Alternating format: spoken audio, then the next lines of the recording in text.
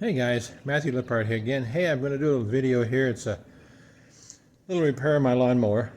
I'm going to flip this thing around, but before I do, if you like this video, go ahead and hit that like button. Hit that subscribe button, will you? Hit that bell icon. That way, every time I post a new video, you'll be notified that I posted some new content. I'm going to turn this camera around and show you what I'm doing. Okay, here's my lawnmower. It's a Troy Bilt rotary lawnmower.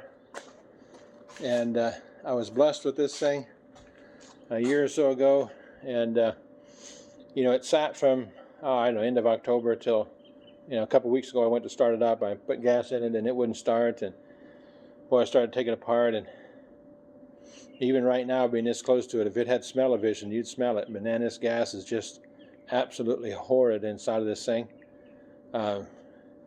Man, when I was growing up, we could leave this gas set in these things for a year, 2 years, and come fire it up. And man, anymore, it's like if you don't put some fuel stabilizer in it, 3, 4, 5 months later, it won't even start. And that's kind of where I'm at now. So I'm going to pull the carburetor off of this thing and clean it real good and put it back on and see what we can go from there. What I'm going to start with is I'm going to take off this screw right here, and that will get to my the end of my carburetor, the air cleaner. And then I'm going to take off a screw here, a screw over here, and that'll take off this top cover. And I'll go ahead and take those off, and then I'll come back.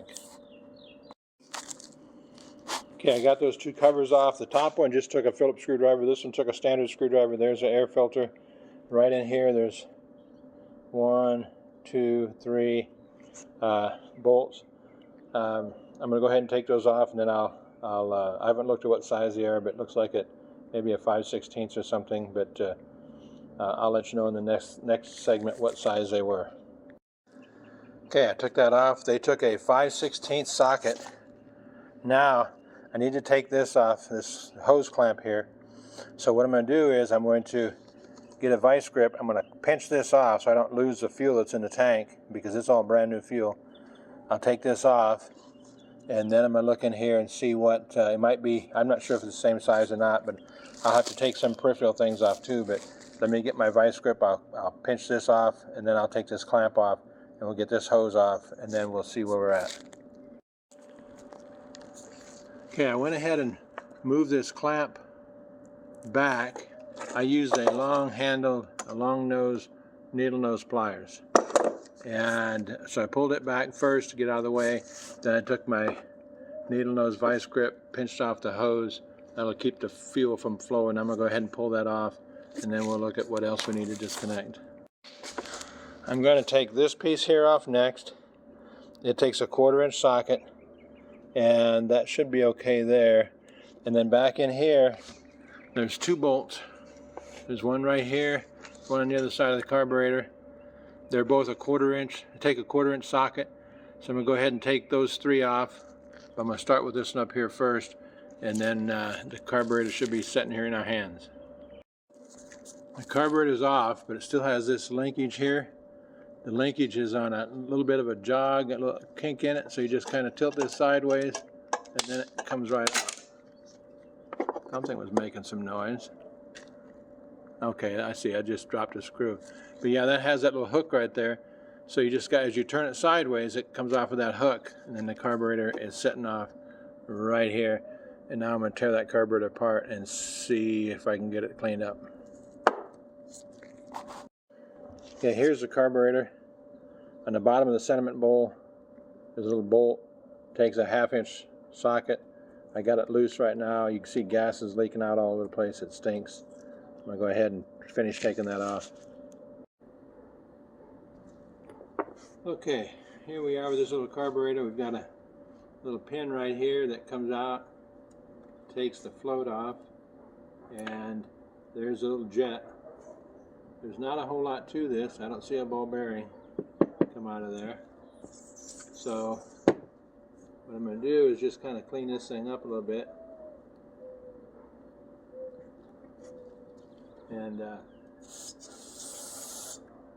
use this choke and carburetor cleaner. I'm going to clean up the outside, just make it look a little bit better. Then I'm going to spray the inside of it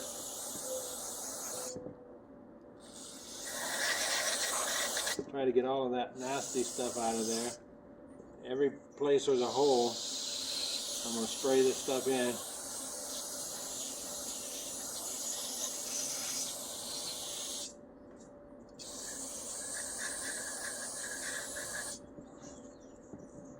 Get all inside of these where the butterflies are. Get all that stuff where the jets came out of, because the fuel comes in right here, comes into that jet, and this little jet is what allows the fuel to flow, and that's what determines what comes inside of the what comes into the sediment bowl, and then it comes up through here and gets sucked back up, right up through that center. There's a little gap right there, allows it to come in there, and it gets sucked up right through there. So I've got to make sure this is all cleaned out and through there. Try to get it sprayed out without getting me full of garbage.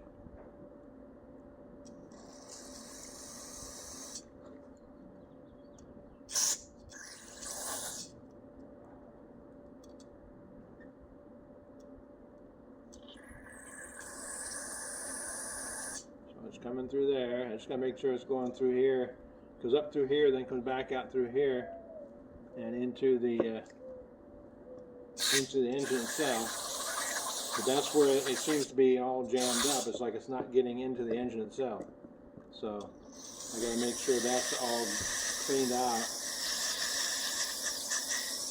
so that it'll go out through there.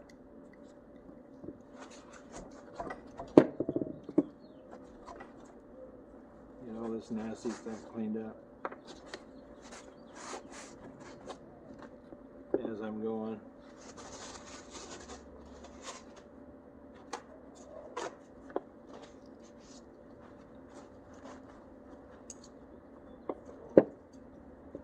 Like I say, I always like to clean up the outside while I'm at it too, make it look decent, you know. Plus, when you're putting it back together, you have less chance of getting any dirt falling into places where you don't want it.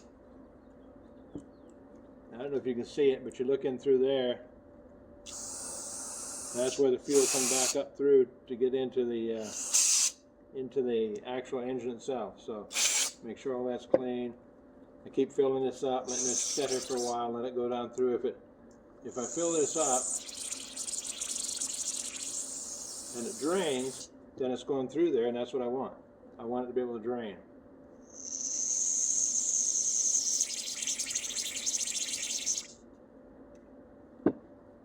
And it's coming out of there, so that's good. I'm just going to finish spraying this off a little bit. This is probably a little bit longer than I wanted it to be, this part of it, but that's okay. Once I get everything all cleaned out like this, let everything dry, get everything dried out.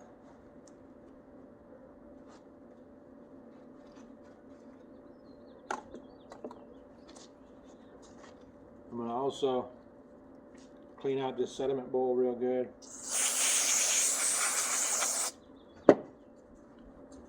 Make sure there's no loose debris inside of here.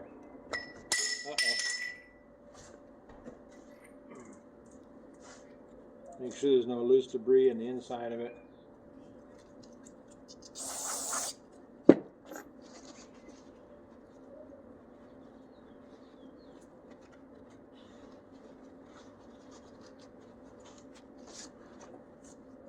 I also want to spray off the float again, just to make sure there's no loose stuff on there. Spray off the jet, or the little, not the jet, little check valve, and then the little pin. And I also want to spray off this bolt that goes up through the sediment bowl. Now I'll get those all dried off, and I'll start to assemble this thing, and then I'll come back in a little bit. One thing I realized is this hole right here, I went and got my little pick just to make sure there's no hole in it and no restrictions here, because there's a hole here, there's a hole here, and gas can flow through here and get sucked up through here, because this goes in the bottom of that this goes in the bottom of the sediment bowl, up into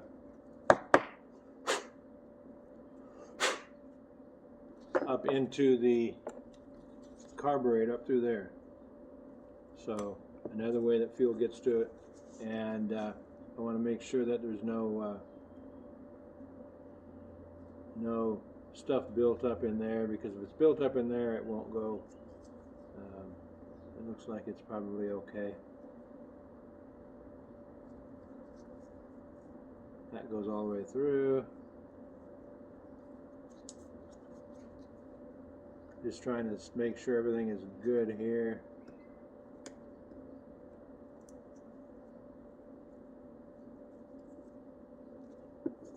Doesn't look like it's going.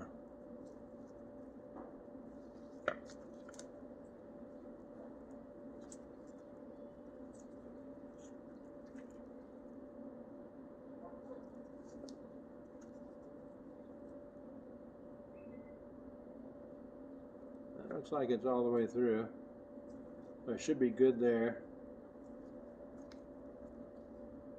I can't quite go anymore because it's not big, it's too big.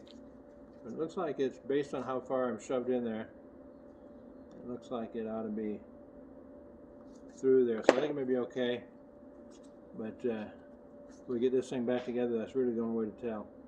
So hopefully now I can get fuel in there and it'll fire up and run. That all back together, going to start it.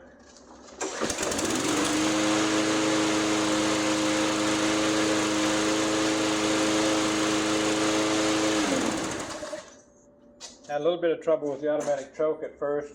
I think I finally got that figured out. But anyway, it starts and runs better than it probably ever has. So now I think I'm going to go mow my yard. Well, as you saw, I had it running. I mowed my backyard, mowed the front yard, mowed the neighbor's yard. But I'm still having a little bit of an issue with the automatic choke on it.